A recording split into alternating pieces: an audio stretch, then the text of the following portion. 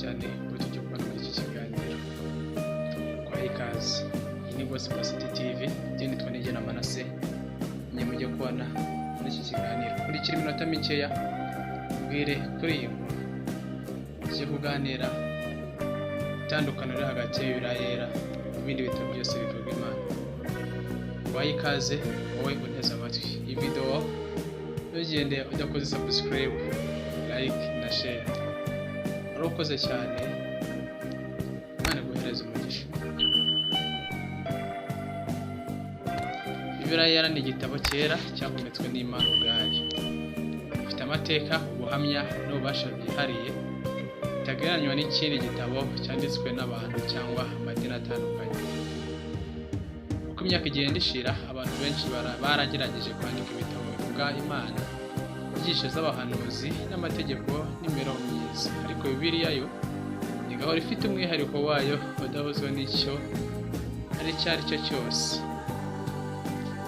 Icya mbere, ubutumwa bwahumetswe n'Imana ubwayo. Itandukaniro rikomeye riri hagati ya Bibiliya n'ibindi bitabo nuko Bibiliya ivuga neza ko yahumetswe n'Imana nk'uko byanditswe muri Timoteyo wa 2:16-17. Aragira hati, ibyanditswe byose byahumetswe n'Imana, bigira umumaro wo kwigisha no gucyaha no gukosora no kurira mu gukiranuka, kugira ngo umuntu w'Imana utunganye rwose, afite ibimukwiriye byose byo gukora imirimo myiza yose. Ibi bituma Bibiliya iba ari igitabo cy'abanditsi. Bibiliya si igitabo cy'abanditsi b'abantu gusa, ahubwo bari ijambo ry'Imana ryanditswe mu buryo bw'Umwuka Wera. Mu gihe ibindi bitabo bivuga Imana byinshi ari inyandiko z'abantu basobanura uko babonye ibintu cyangwa se uburambe bwabo mu by'iyobokamana. Icya kabiri, itandukano rya kabiri, ihuriro ry'ubutumwa kuva mu ntangiriro kugeza ku iherezo. Bibiliya yanditswe n'abantu barenga 40 mu gihe kirenga imyaka 1500, ariko nubwo banditswe mu bintu bitandukanye mu ndimi zitandukanye, bose bahurije ubutumwa bumwe: ubukiza buva ku Mana buciye muri Yesu Kristo. Iki ni ikimenyetso cy'uko umwuka umwe wayoboye abanditsi bose. Ibitabo byinshi by'amadini cyangwa inyandiko za filozofiya, usanga buri gitabo kigira intego yacyo idahuye n'iki kindi, ariko muri Bibiliya ubutumwa bwose buhurira ku Mana imwe, ububasha bwayo n'agakiza k'abantu. Itandukano rya gatatu ni ukugaragaza amateka n'ubuhamya bifatika. Bibiliya ntabwo ari inyandiko n'inyigisho gusa, ahubwo irimo amateka y'ukuri y'amoko, imijyi n'abantu babayeho koko. Aho itandukaniye n'ibindi bitabo bivuga Imana nuko ibyivuga bifite ubuhamya bugaragara mu mateka no mu bushakashatsi. Urugero, ahavugwa umujyi wa Yeriko, Abanyamisiri, Abaperesi, Abanyaroma n'abandi bose bavugwa muri Bibiliya, bose basanzwe amateka y'isi nk'uko ubushakashatsi bubigaragaza. Ibyo bituma Bibiliya iba igitabo cyemeza amateka nyakuri, mu gihe ibindi bitabo byinshi bigaruka ku nyigisho z'imyemerere gusa, ntibigire ishingiro ry'amateka agaragara. Itandukano rya kane, ubutumwa bwerekeza ku rukundo rw'Imana n'umukiro w'abantu. Mu gihe ibindi bitabo bivuga Imana bikunze kugaruka ku mategeko, amabwiriza cyangwa imyifatire igamije kugira ngo umuntu iheshe ubumuntu, Bibiliya yo itangaza inkuru y'urukundo rw'Imana rutarondoreka, nk'uko bigaragara muri Yohana 3:16. Turavuga ngo uko Imana yakoze ari mu isi cyane, umurongo wese murahuzi, ahuzi nabasohoje cyane. Uko Imana yakoze ari mu isi cyane, byatumye itanga Umwana wayo w'ikinege, kugira ngo umwizera wese atarimbuka, ahubwo ahabwe ubugingo buhoraho.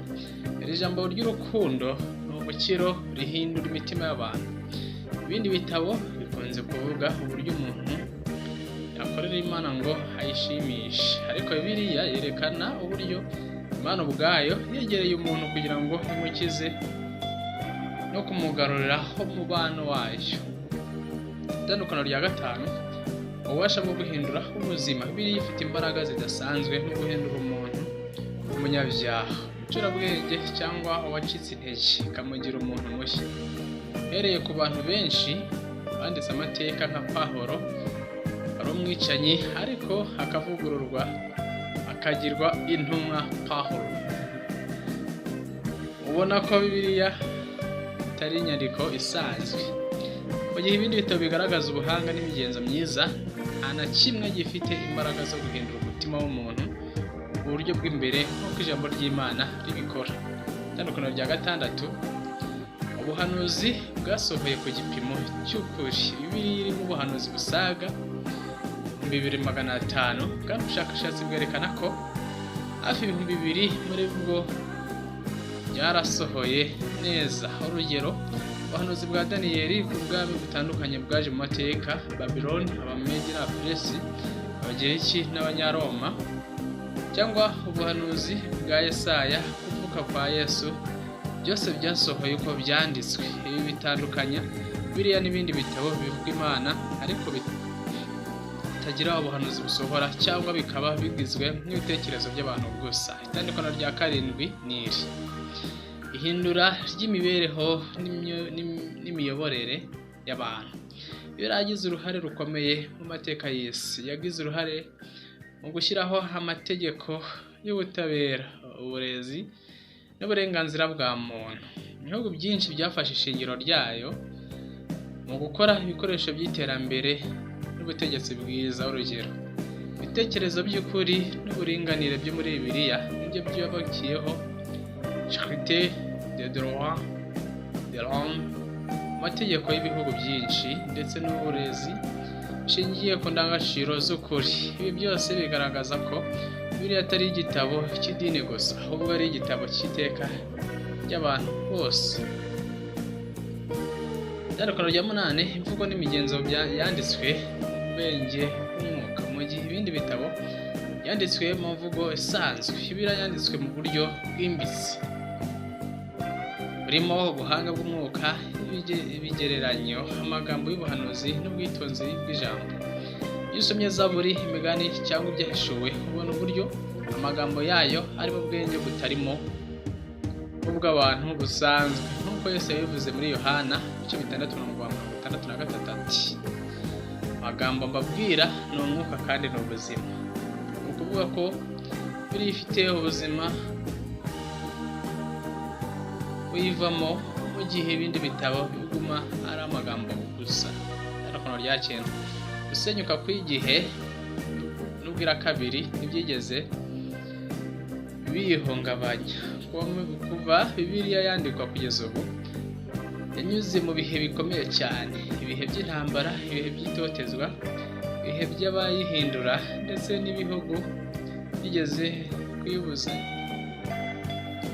ariko igeze ihindura. Kugeza ubu Bibiliya isohoka mu ndimi zirenga 3500, ikaba aricyo gitabo gisomwa cyane ku isi yose. Ibindi bitabo bivuga Imana byigeze bigera ku rwego nk'uru, usanga bikwira mu bantu bake cyangwa mu idini rimwe gusa. Itandukano rya 10, ijambo ryayo rihoraho iteka ryose, nk'uko handitswe kuri Matayo 24:35. Yesu yaravuze ati: ijuru n'isi bizashira, ariko amagambo yanjye ntazashira na hato. Reka musubire ijambo wuneze amatwi. Matayo 24:35. Yesu yaravuze ati: ijuru n'isi bizashira, ariko amagambo yanjye ntazashira na hato. Iri jambo ryemeza ko Bibiliya itazigera ishira, kuko iri jambo ari ijambo ry'Imana. Nta gitabo cyanditswe n'umuntu kigeze kera kigahindura ubuzima bw'abantu mu binyejana byinshi nk'uko Bibiliya ibikora. Ni igitabo cy'ubuhamya. Buri murongo wacyo ushobora guhindura ubuzima, ukarema icyizere mu mutima w'umuntu. Bibiliya ni igitabo cy'ubwiyunge cyunga umuntu n'Imana kikanunga abantu hagati yabo. Bibiliya yera ni igitabo cy'ubwenge gitanga ibisubizo ku bibazo byose by'ubuzima: urukundo, umubano, imibanire, ubutabera n'ineza. Yera kandi ni igitabo cy'icyizere gikomeza abihebye, gihana icyerekezo ubuzima bw'iteka, kereka umuntu urupfu atari iherezo.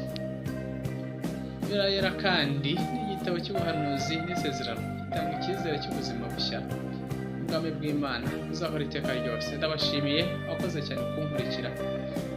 Iyi ni Gospel City TV. Kora subscribe kugira ngo uzajye ukomeza kugezwaho n'izindi video utazacikanwa. Urakoze cyane, Imana iguhereze umugisha. Nakagaruka. Ciao ciao.